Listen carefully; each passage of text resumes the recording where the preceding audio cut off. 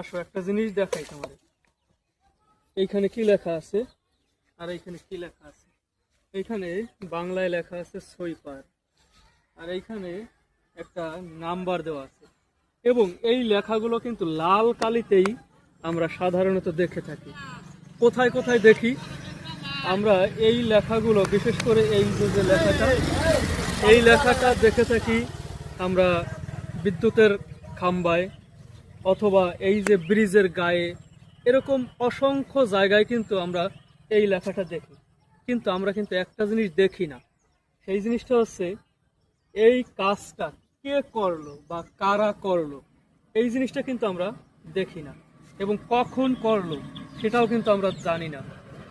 কিন্তু আমরা সবাই এইটা জানি যে এই কাজটা বা এই লেখাটা যে লিখছে, অথবা এই যে লেখাটা, যে শব্দটা, এই ব্যক্তিটার পরিচয়টা কিন্তু আমরা সবাই জানি।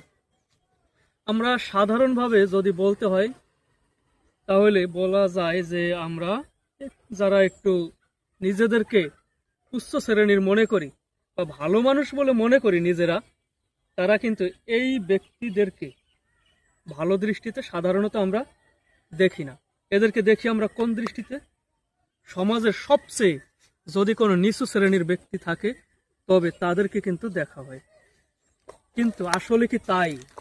দেখেন, তারা নীরবে নিভৃতে হয়তোবা রাতের অন্ধকারে এই লেখাটা লিখে গেছে। কিন্তু এই নাম্বারে আপনি যখন কল করবেন বা ফোন দিবেন, কোন কাজের জন্য আপনি দিবেন?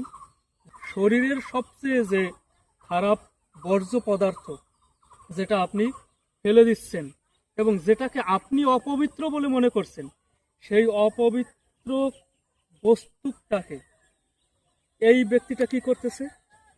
সে পরিষ্কার করতেছে।